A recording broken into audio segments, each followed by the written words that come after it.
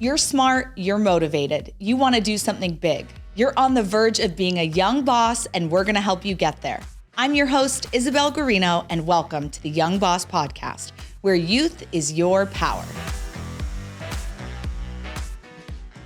Today, we welcome one of RAL Academy's very own, the Director of Live Sales and Support and a wearer of many hats, Joshua Hull. From rising to the ranks in construction inspection in Southern California to opening his very own RAL at the age of 24 and relocating to Arizona to pursue a plethora of investment opportunities, Josh has settled down in pursuing everything from investment funds to car washes. Josh, it's great to have you. Thank you, Isabel. I appreciate you having me on. Happy to have you. I mean, it's been a minute. I'm glad you're here. It has been. Yeah, it has. So Josh, I know you well, but I know everyone who's listening might not know you as well. So you started in construction. Now you're doing RAL, all sorts of different investments. Tell me a little bit about your journey. Yeah. So, it really started in high school because that's where a lot of people have those different passions and, they want to go be a doctor or a lawyer, something like that. I never had any of those. I really had a certain type of lifestyle that I wanted to live. I always call it the blue collar outdoorsy lifestyle. Okay. So I just want to be boating, riding dirt bikes, being outside. Yeah. So I had to look at, okay, what affords me that type of lifestyle? Yeah. Well, since I grew up doing it, I had to look at my dad and he was in construction. So I just started getting certified in construction inspection. And right out of high school, I started working as an inspector for a top 50 engineering firm. Awesome. Which I was making really great money, but I was working all the time, right? Yeah. So 18, 19, 20, I was working Monday to Saturday generally. And it's in Southern California, it's commuting every day. So it's about 5 hours of traffic a day between the morning drive and the afternoon.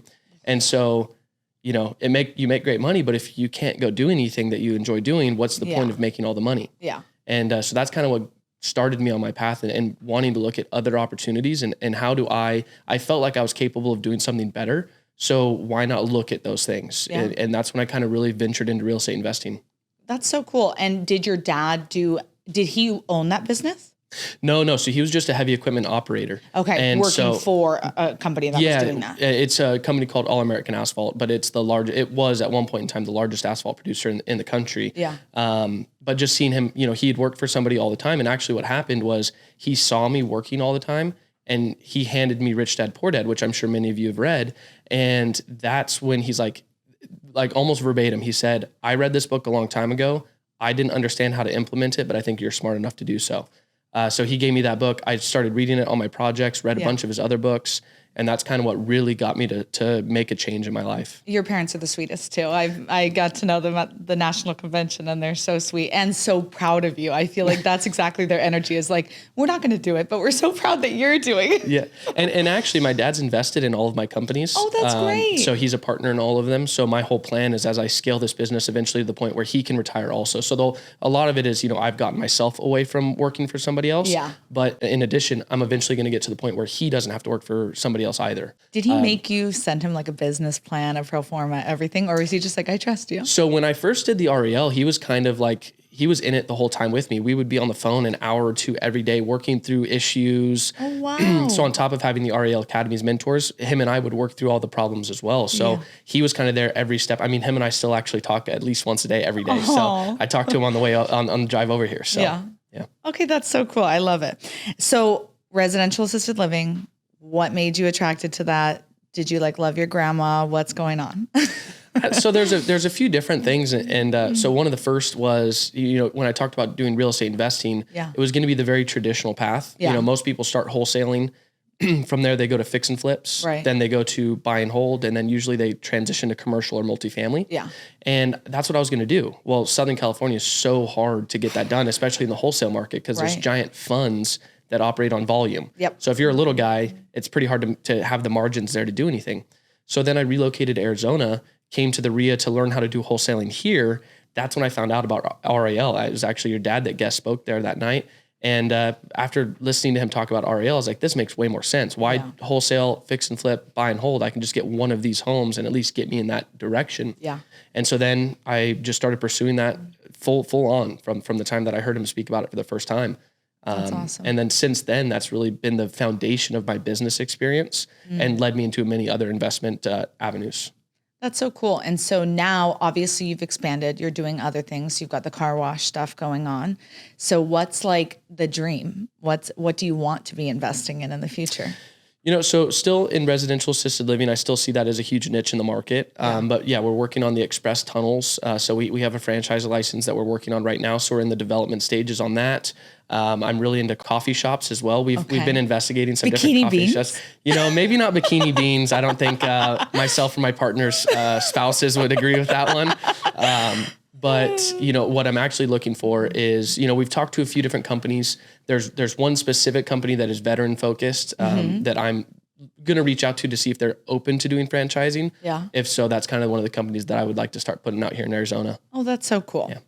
Okay, let's talk about how you can make a lot of money in a short amount of time versus having a salary job. So you were working at a salary job. You completely changed course. Now you're doing your own investment strategies.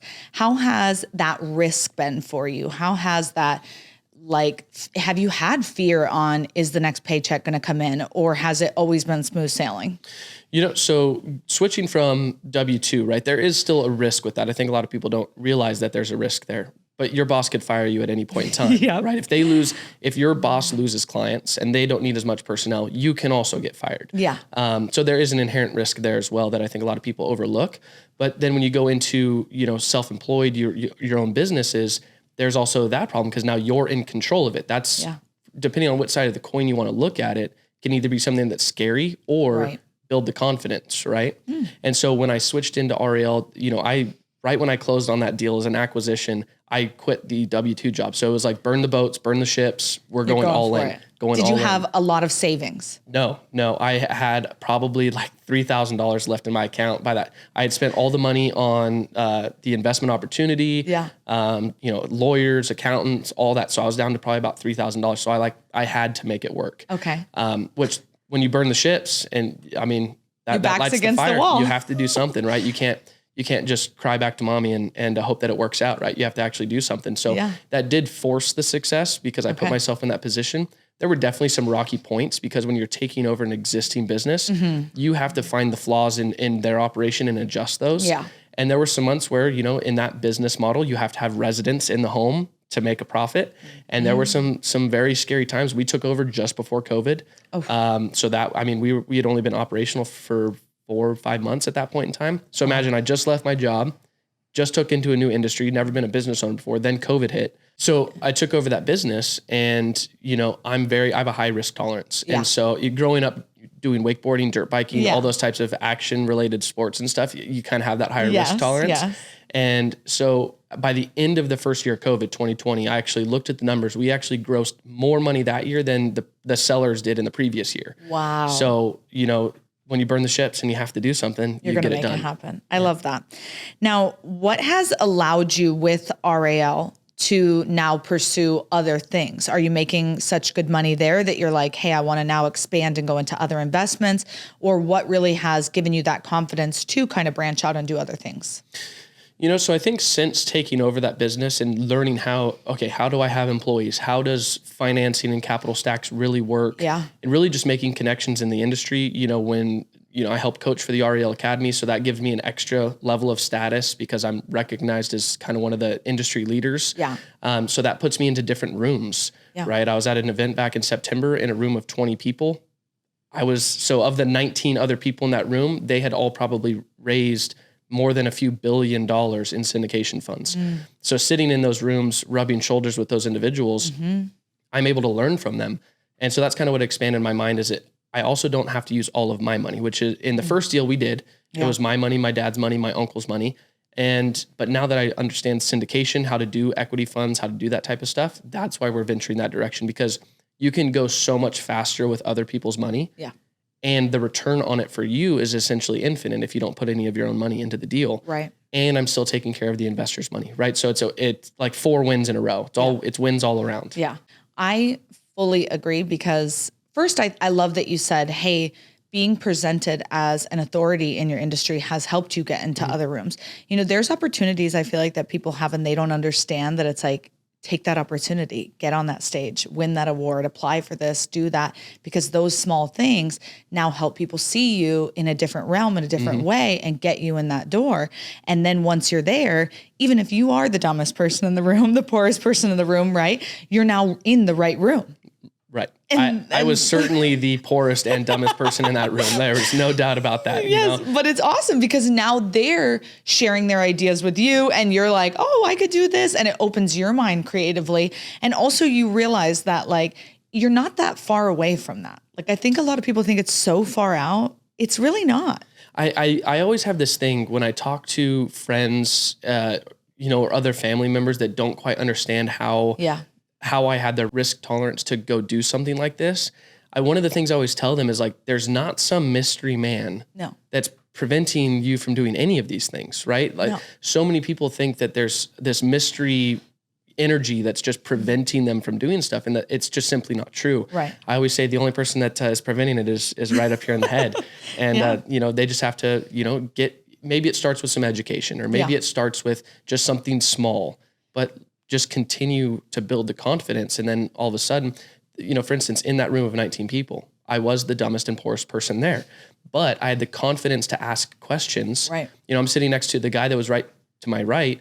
He's personally raised $600 million in projects. Awesome. Most of it not his own money in those projects. So he's managing a giant fund. I just started asking him questions. That's actually how I found out about the car washes. Yeah. Understood, okay, what are the margins on those? How do we raise the money for it? And he was happy to explain it to me because he knows, the people with abundance mindsets, different than scarcity mindset, is they understand there's room for everybody in the market. Yep. There's trillions of dollars looking for a place to go. Yep. You just have to be willing to go search for it. Yep. We've talked about that before. And I think also something that I think is an advantage to everyone listening, and I know for us, when you are one of the younger people in the room, other people want to help you. Because they're like, oh, how'd this guy get in the room? Like he's in his 20s, and they wish someone helped them when they were in their 20s. So they're willing to share and help with you. Now, if you were 60 or 70 years old, brand new into business in that, and you were the dumbest and the poorest in the room, they might help you, but they might not, because they might be like, well, he's older than me or he's my age and I don't want him to feel like I'm looking down on him by helping. But when we're younger, right, they're like, oh, let me help you. What do you do? And they're willing to work with you. So I feel like being young, you could take it as a disadvantage, or you can freaking ride that wave and take it as such an advantage and let people help you. Let them say, oh, young little Josh, like, let me help you. And it's like, heck yeah, help me. Tell me all the answers. Like, I want to know, I couldn't agree more with that. And I keep going back to that room, but, sitting in that room, most of those people I've not come that far, right? I have a couple businesses. I do decently well, but they were just impressed at my age. Yes. So it goes to that point completely. Because they didn't start when they were in their 20s, right? Most of them started in their 30s or 40s. Yep.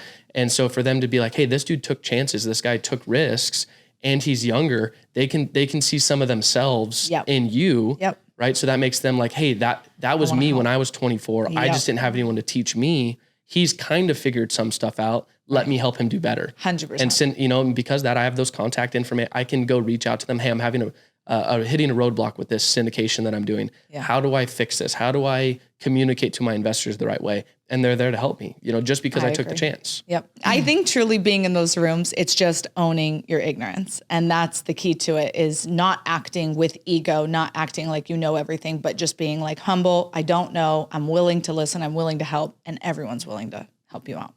And especially because there's sometimes where you own the ignorance, right? You don't know what they know, but they might not know something that you know also, right? So because I was the RAL guy there, no one else knew how that worked or operated. So I still was the youngest and I was ignorant in every other facet, but at least in that one space, I was the expert in the room. So I did get to, talk about that, and some of those people listened and were just as interested in me as I was in them. Exactly. Okay. What passive income idea really gets you excited? I think anything that has a recurring revenue model, right? So a subscription-based model. Okay. Right now in the space, that is a huge revenue source, and it's being looked at with huge multiples when you go to flip it to a fund or another group of investors. Yeah. So anything that's subscription based, Okay. it could be a training program. For me right now, it's the car washes, anything that has that subscription base. That's what brings that huge multiple at the end. Yeah. And so I think that that's something that's why I'm doing the car washes. It's so exciting. Yeah. But I also think Airbnb started off great. Yeah. Right. They then had a huge downfall because they became too much like hotels. So I have to go to the place. It's now just as expensive as the hotel. I have to clean the dishes. I have to make the bed. Like grab their Amazon packages. I have to grab their Amazon packages, wash their house. Like, yeah. What am I doing? Right. But I think the unique stays in Airbnb is still a niche market that not a lot of people are doing. That's another project I'm looking into doing right now. Yeah. Is those very unique stays. I think for the most part, I think the Airbnb market that is like just a regular single family home, I think that's going to die pretty quick. Yeah. Most cities and states are actually regulating against those. Yeah. But I think the unique stays is really another thing that's very exciting. Okay. Hey, why waste your time doom scrolling when you could be learning how to raise capital, manage a team, or be a boss? It's time to level up and hit that subscribe button for the Young Boss Podcast. Now, back to the show. I have an idea, but maybe we can make it a subscription model somehow. Okay. Okay. The other Let's hear day, it. I thought I heard an ice cream truck waking me up. And I run outside and it wasn't. It was my boyfriend's watch going off. But it sounded like an ice cream truck, right? And then I was thinking, well, everyone works from home nowadays. So what if we have like an ice cream truck that you can select, like come by, but it's coffee. And it's like a Starbucks on wheels, you know what I mean? And they do a little dance and song and they come by and you get your little fresh coffee. But maybe we can add subscription to it that like you're coming by once a week, twice a week, or I'm skipping this week or whatever. That way they know what neighborhoods to go into. Right. I think that's actually a crazy idea, right? So it's kind of like mixing DoorDash, an ice cream truck, and coffee all together on a subscription-based model. Yeah. You know, I think that coffee is probably the single most drink. And everyone's working from home now. Right. But they want the fun experience of still going to get it. You know what I mean? And the little coffee truck could have like croissants and little pastries. Muffins and pastries. Okay, so someone can take this idea from me and build it as long as you put me on the route. Yeah, put me on the route and maybe I'll help syndicate the deal for you. Yep. I'll give you some capital. I love it. Okay, so tell me a little bit more about the car wash deal and the investment funds that you're doing. Because I know people will be interested in those. Yeah, so the car wash that we're doing, it would be the first. So there's other tunnel car wash companies here in Arizona. Yeah. We chose to go with one that I think is probably going to end up being the nation leader. So the reason the car wash space is so interesting is it's such a segmented market right now. Most of it's mom and pops. Yeah. There's a few national brands. They have, a couple stores in each state. But most of it, if there is a larger corporate brand, they're in like one or two states. So it's not McDonald's, right? There's still all of that. You can consolidate the market. Okay. This company also is one that I've used personally myself, and I think it also has the best product in terms of how clean the car comes out after, what the guest experience is like, how easy it is to do the subscription or end the subscription. Because of those reasons, that's why we chose them. It would be the first one here in Arizona. Okay. That is probably going to run us total project cost in the ballpark of about $8 million. Okay. So we'll probably be raising about $2.5 to $2.7 million. Awesome. As part of our syndication. We'll be partnering that with, or marrying that to bank financing for the other portion. Okay. But cash flow, we're looking at roughly like after year one, right? So our ramp up year, right? Starting in year two, it net about $1 million a year. That's awesome. So that's not too bad on a $8 million total investment. No. And from there, kind of expanding and really consolidate that market. That's really, really great. And I think that's a really interesting route to go because obviously everyone uses car washes, right? And the thing with car washes is that the people are wanting the higher quality and the ease of it, right? So this, when you pull into one of those express tunnels, it's not like the one that's attached to the gas station where you pull the car in and it stops and your car gets beat up and it looks worse after you come out than it did before you went in. This one, your car goes in dirty, comes out clean. From the time you enter the gate to the time you're through the dryers is about a minute. Maybe a minute and 15 seconds. Okay. So it's also the convenience because everyone wants to be, now that there's a lot of work from home, everyone's realizing they want their time to do what they want, what they enjoy. Yep. So if you can add the convenience to something that they need to get done in their day, that's where your customer base comes from, right? They go to the grocery store, a minute and 15 seconds after that, their car's clean, they can drive home. So you have like a massive truck, Josh. Will your truck fit through this car wash? The truck actually barely fits through. So the height limit is 7'2" and my truck is 7 feet. So it's that close. Will you take it in? Are you scared? Yeah, I'll take it through. I've already taken it through a few times. Okay. But funny thing about trucks is I've only ever owned lifted trucks. Coming from Southern California, it's kind of like the truck that you drive. Okay. Now I live in Arizona. It translates. Yeah, it translates. But the funny thing is I've owned essentially the same truck just over. I continuously just go buy a charcoal gray Chevy Silverado, just a newer year. So not a lot of decision making at the car shop. It's I like the brand, right? Yeah. Charcoal gray happens to be my favorite color for vehicles. Okay. So I just buy the same one. It's just when I need a new one, I just get that same model, just a newer year. But it's a little bit of the consistency, right? Yeah. And that kind of, I guess, translates back into a lot of the stuff I've done business-wise is you succeed when you're consistent, right? And so if I'm consistent with my trucks, I can certainly be consistent in my business. I love that. That's really fun. Yeah. I definitely don't do that. No. I've had one consistent theme that all of my cars have been black, except I just bought a white Tesla. So that ruined it. Well, you just had to go and the consistency's all gone now. It ruined it. But Tesla has this gorgeous new white interior. I'll have to show it to you. It's like boat leather. Oh, so it's like a vinyl. Yeah, it's beautiful. That's awesome. And I was like, okay, well, I have to get this. Right. So, you know. Well, speaking of the reason I also get trucks in charcoal gray is that when you're in the power boat world, most boats, it's not a paint job, it's a gel coat. And so when they do those, most of them, like I go to Lake Havasu a lot, right. The boats out there, when they're colored, it's going to be generally a white base. Okay. And then usually charcoal gray, and then either blue, red, on top green, of that. whatever. My boat is red, charcoal gray, and white. So they match. If I buy my charcoal gray trucks, it doesn't matter what color boat I have, it'll still match. So really that's what it is. So we've got to make sure it flows. It all you got to look good on the water. It all exactly. Well, Isabel, I feel like I've been telling you all about myself and we know each other so well, but what are you working on right now? Yeah. Obviously we do the residential assisted living stuff together, but something else that we've been focused on at the Impact Housing group of companies is relaunching our Business Recovery Housing Academy. Because when we have people come to learn about residential assisted living, sometimes we get people who want to learn about other types of group homes, and we focus on the senior population. Right. But we want to have also education and opportunity and the expertise to be able to say, hey, this also works over here and this is how you do it. It's not the same as senior housing, but it is another type of group home. So the Impact Housing group of companies is all types of homes that impact people, right? Obviously, a single family home, a rental can impact people, right? But not in the same way that maybe you're helping a senior through their last years of life, or a battered woman who needs to get away from a situation, someone who just got out of jail and they need somewhere to stay to put on their record, hey, I held down a place for 6 months or a year so they can go apply to that apartment, maybe clean, sober, any form of group home that is a type of recovery. You're recovering from life, we'll call it. Well, and I think that is an excellent model as well, because it's still you're still doing good when you do something like that, right? You're still, because you're impacting people. And I think that's one of the flaws in really our justice system is that when someone leaves jail, if you just kick them onto the street, it's pretty hard for them to get back on their feet and really make any type of difference or change. So if you at least give them that foundation to where they can, and not everyone's going to succeed, right? Some people are going to falter again.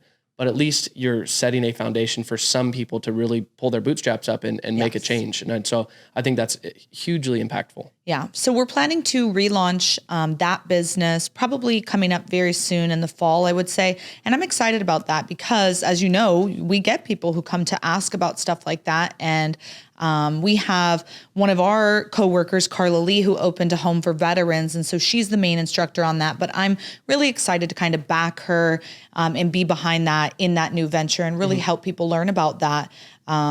For those who want to invest in that. And maybe there's not as much cash flow as senior housing, but if that's where your heart is, then that's where you should be investing. I'm all about, you have to be passionate about it. So you love cars, you love boats, so it kind of makes sense that you do a car wash, right? Right. And I love coffee. So and you love coffee, so it makes sense. Yep. But I think that you should always, invest in something that you actually like, you actually care about, or use yourself. It's like, money is great, but you can make money a million different ways. Well, that's a prime example. I mean, you and I both have a husband and wife set of friends that They did phenomenal in the fix and flip space. Yep.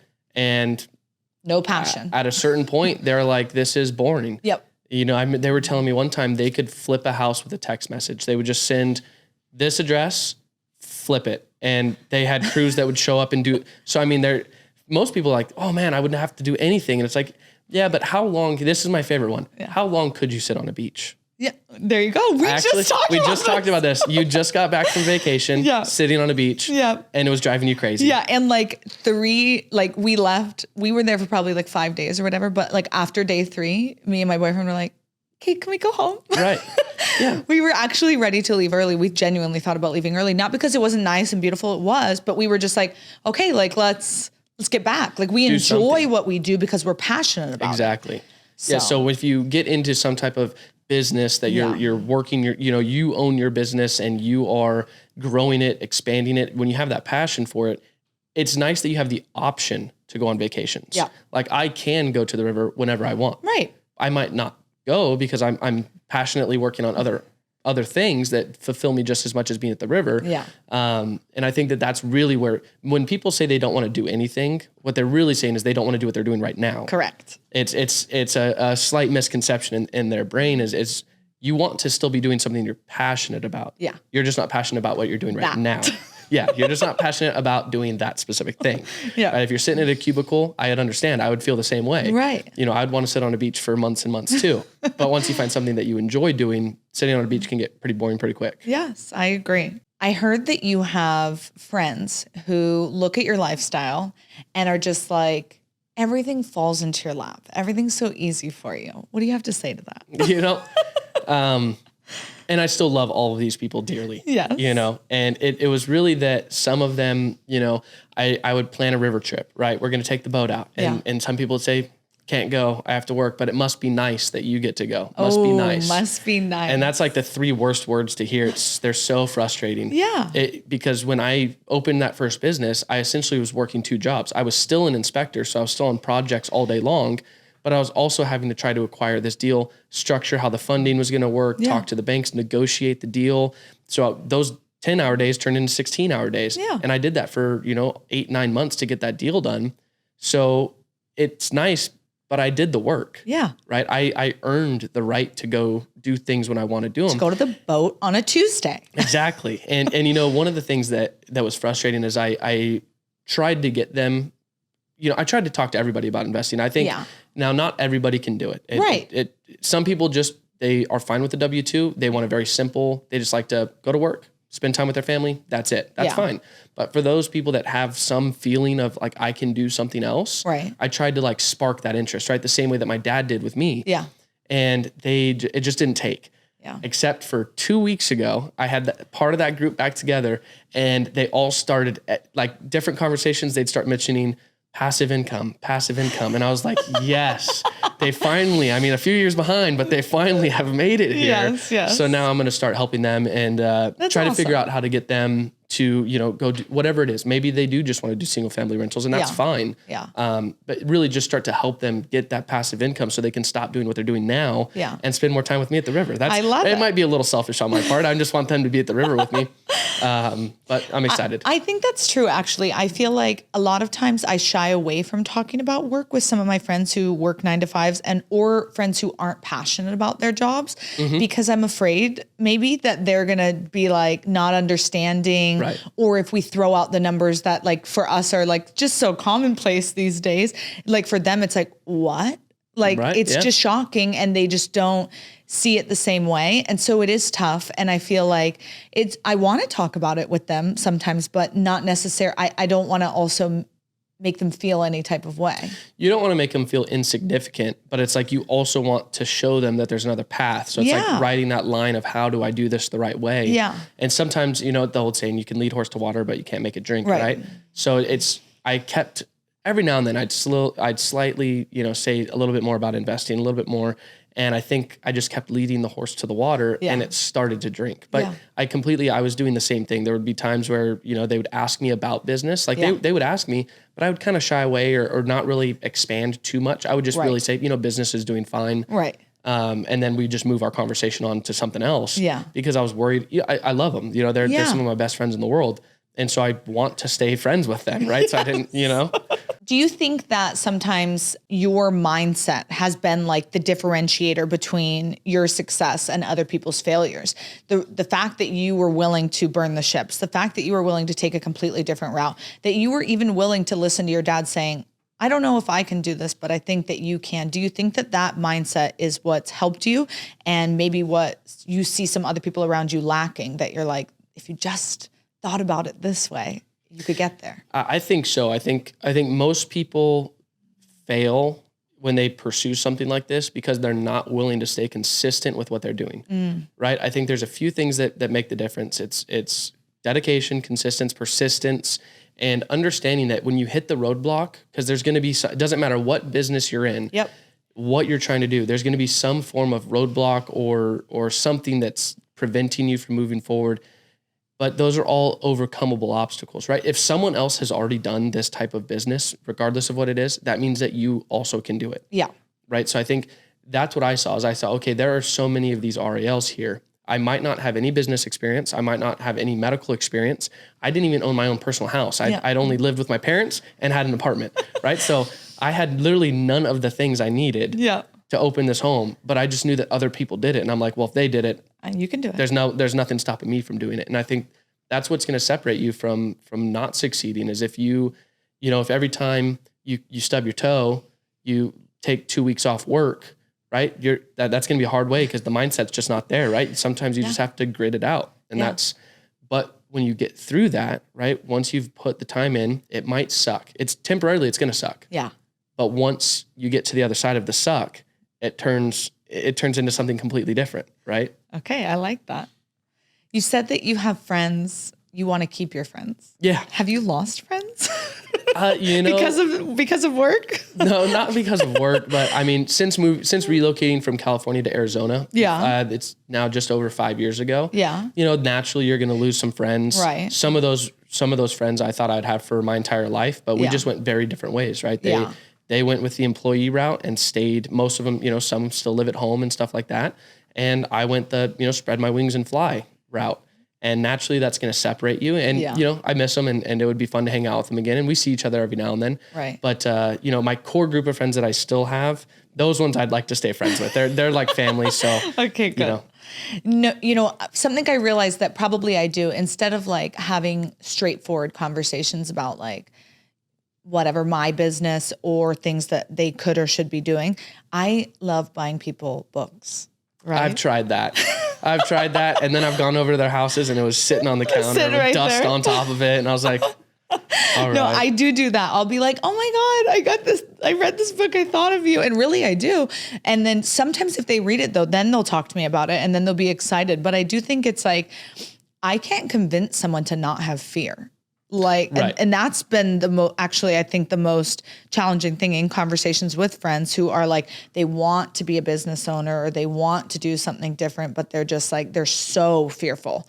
And it's like, okay, this is something you have to get over in yourself. Like, right. I can't hype you up all day long. You have to start believing in yourself. Yeah. But I'm hoping that, those books help them. So I think that's an excellent idea. The books and now with podcasts like yours. Yeah. Like send them stuff like this where they can see it, cause you and I, all of our friends are young. Yeah. Right. So they fit the demographic that would watch some, 100%. this.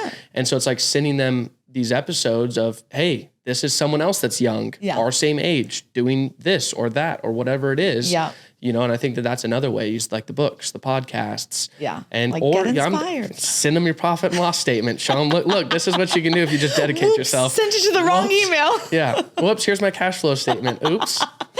That's so funny. Okay, let's talk about politics. Okay. Yeah. We haven't broached politics on this show yet, but I know that you're a staunch Republican. Do you think that this has aided you in business? I know we have talked about how it's I think it's shocking how many people in real estate investing are Republicans. It's like kind of crazy. So do you think it's aided you, harmed you, hurt you? What do you think? Does it have any effect on your business? I think, and so, I do identify as a staunch Republican, but that's because there is no true libertarian party. Okay. Really, fair. I think government should just stay out of most of the things that we do in life. Correct. I think they're really there to just protect the borders from us, generally make sure that the states get along with each other. Okay. But besides that, they should be leaving all of us alone. Okay. Like I say, your actions, you can do whatever you want as long as it stops at the tip of my nose, right? So you can throw your fist as hard as you want, but as long as it stops right here, we're good. So I believe everyone has the freedom to do what they want. But I think that has aided me if you're libertarian, most of the time you're probably going to vote Republican because you agree more on the conservative the fiscal policy, right? Which is really where, on the social spectrum, I guess I'm very much more liberal, right? Because I don't care what people do. You go live your life, I'll live mine. We're both happy, right? But what do they call it? Socially liberal but fiscally conservative. Yes. And because at the end of the day, conservatives, Republicans are going to lower taxes. Yeah. Lower taxes stimulate businesses. Yeah. Which actually does better for the budget of the country, right? Yeah. Taxing businesses more lowers the amount of employees that businesses are going to have, which lowers the actual return on investment for the country. So being fiscally responsible, lower taxes stimulates the economy, stimulates businesses. And so having that same viewpoint personally, you're going to be better at business. Yeah. Because if you're fiscally responsible, that's how businesses run successfully, right? If you just blow and go, you're gonna bankrupt that company pretty quick. So, and also I think it just puts you in. Most people that are Republican believe in it. It's pretty easy to understand. Republicans believe in capitalism. Capitalism is business, right? So generally, you're going to follow in that. There are anomalies that are liberal that have businesses and they do well for themselves. I mean, Bill Gates is an example, which I don't agree with him at all, but that's a different point, different subject.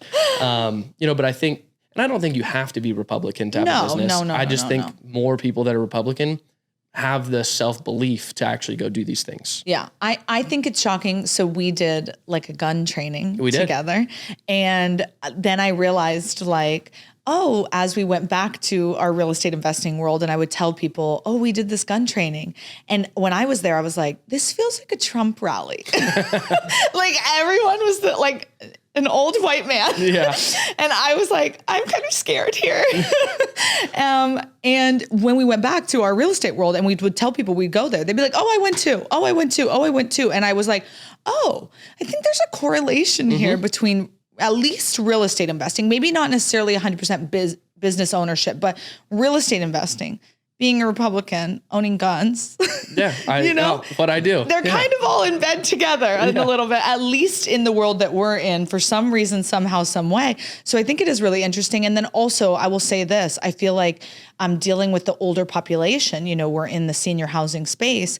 Many of them who can afford to be in private pay residences also are typically older white people who are usually Republican. Yeah. And so it's probably does age you a lot in that who we work with at Rolla and who you deal with a lot in your homes. And then as a business owner, like you're saying, to be able to stay afloat, to be able to run things responsibly and smoothly. So. And I don't know if the cameras picked it up, but there's a sleeve on my arm that is pretty much all about America. Go America. Yeah.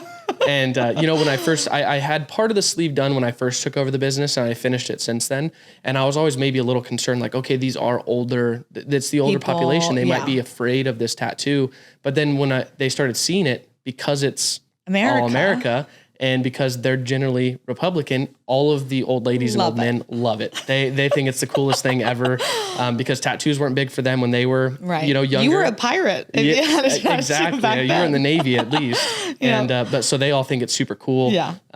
It is great. Okay, I love to ask my guest if there's any other young bosses that they want to shout out, someone you're proud of in your world.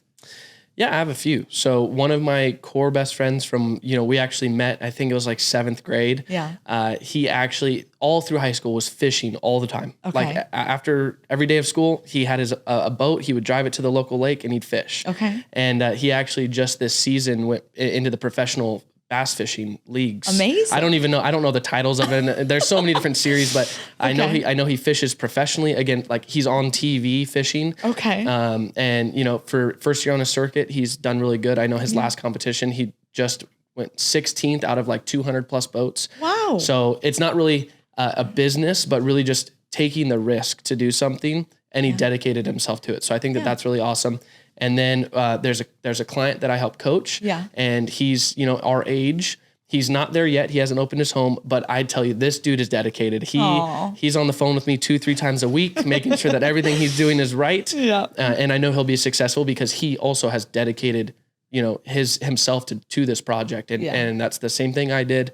And that leads you to success. Yeah. And then also it's not, my friends that are now starting to get passive income. Yeah. Let's do something. Let's get it done. Let's make some progress and let's get you out of those W-2s. Josh is calling you out, friends. Time to make a change. I love it. Awesome. Well, thank you so much for being here. It was great to have you. And I'm sure everybody got to glean some cool insight from everything that you're doing. So I appreciate very much. It was awesome to be here to see the studio. Yeah. And we don't really sit and talk like it's always so we just kind of have regular conversations. So it's really fun to talk about business. Yeah, good. Thanks for being here. Thanks for listening to another episode of the Young Boss Podcast with me, Isabel Garino. Be sure to like, share, and follow on Instagram and TikTok and subscribe wherever you get your podcasts. And let us know in the comments if going to college helped you start your own business or if you didn't even need it at all, like Josh. Thanks for listening. And remember, youth is your power.